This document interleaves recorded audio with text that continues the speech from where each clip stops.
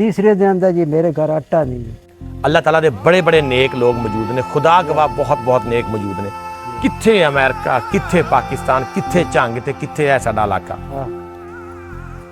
अल्लाह तेरे बच्चे की इज्जत करे या उसकी माई की इज्जत करे। अल्लाह ताला दी दुआ तीसरा दिन है जी मैं भूखा रहना। बाबा जी नूं इंशाअल्लाह ये फ्रूट की रेहड़ी भरा देनी है। ये भावें 25,000 लगे, 30 लगे, 50 लगे या 10,000 लगे।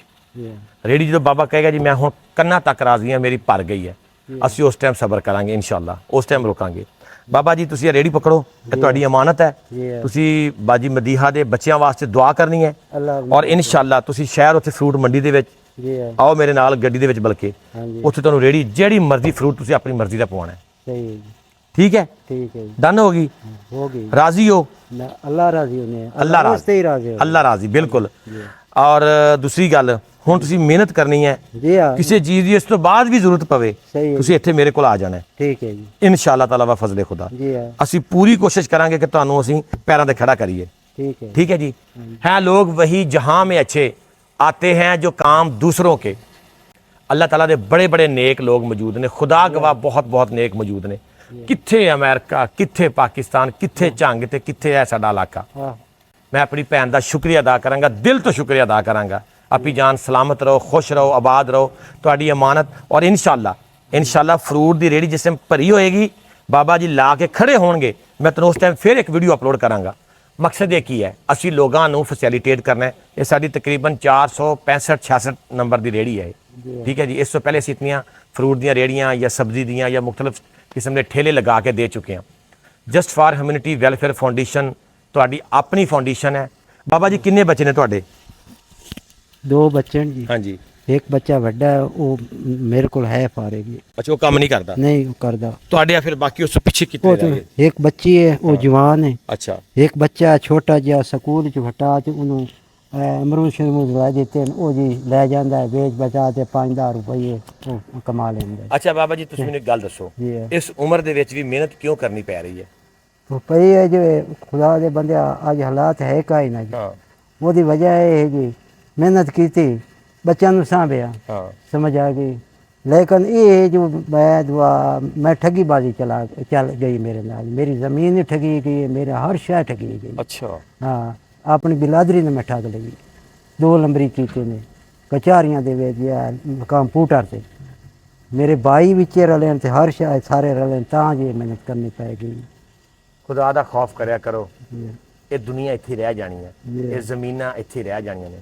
भाइयों तो वड्डे साग किहड़े हुंदे ने, कबर दे विच की जाके दसोगे, की हिसाब किताब दवोगे? तुहाडी ज़मीन तुहाडे अगे बच्चे ने वंड लेनी है, क्या सारी जिंदगी वो रिज़्क हलाल खाणगे? खुदा रा इन्हां छोटियां छोटियां चीज़ां पिछे ना हक मारिया करो किसी दा। वो गरीब रोड ते आ गया, उसकी उम्र नहीं है रोड ते आने दी। सो असी अपनी तरफों जो बेस्ट कर सकते सी कोशिश की है। बाबा जी तुहाडी अमानत है और इन्हूं तुसीं लैके जाओ मेरे नाल होनी। चलो इन्हूं फ्रूट दा भरना है, सही है जी। फ्रूट दा भर के तुसीं मैनूं नजर आओ कि मेरा बाबा जी काम कर रहे हैं। ठीक है जी, ठीक है जी। तुहानूं लंघदे टपदे चेक करया करना जी है। जी बिल्कुल। ये रेहड़ी साडी अमानत है जी, 100 साल तक तुहाडी है। जी इन्हूं बेचना नहीं है, नहीं किसी होर नूं नहीं इंशाअल्लाह ताला, ठीक है। नहीं देना। अल्लाह ताला दी और बाजी मदीहा दे बच्चों वास्ते फैमिली वास्ते दुआ करनी है। अल्लाह नूं बहुत देवे। हाँ, अल्लाह ताला दी जात ओनू ओदे बाकी फैमिली मैंबरां नूं ਜਿਹੜੇ परेशान हाल ने या कोई उन्हां दी कोई आस उम्मीद है, तुहाडे वर्गे खूबसूरत बाबियां दी दुआवां लगदियां ने। अल्लाह सफेद बालां दा बड़ा हया करदा। मेरी जी आया खराब है जी बनते। मेरी जेड़ी बीवी है उन्होंने अगे गंठी आवाज जी। अच्छा। ते उस नूं बाद वो दोवें अखी तो मुताज है। हुण तुसीं मेरी गल सुनो ना, तुहाडा हर काम इत्थे हो जाएगा। ਇਹ ਹਸਪਤਾਲ ਆ ਸਾਹਮਣੇ ਮੇਰਾ। जी जी। ਇੱਥੇ ਕਦੇ ਨਹੀਂ ਆਏ? नहीं जी, जैसे मैं पहली बार हाँ, ਤੇ ਤੁਸੀਂ ਕੱਲ ਮੰਗਲ ਸੀ, ਮੰਗਲ ਵਾਲਿਆਂ ਨੇ ਚੈੱਕ ਕਿਉਂ ਨਹੀਂ ਕਰਵਾਇਆ? जी नहीं जी, मुड़ा है कोई नहीं, किराया ਤੁਸੀਂ ਹੁਣ ਮੰਗਲ ਵਾਲੇ ਕੀ ਹੈ? किराया ही कोई नहीं। ये किराया ही है, फैसल भरया जेड़ा मैं। अल्लाह।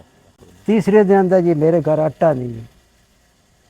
आज तीसरे दिन दा आटा नहीं है? नहीं आटा नहीं, कोई पैसा। वो बच्चा लै आंदा 10-15 रुपये जी, वो जी मुड़ी सी जे किनू दूध मिल जाए तो ठीक है, जे नहीं तो वो असी कहवा पका ते कोई नाल पापे शापे खा लेना।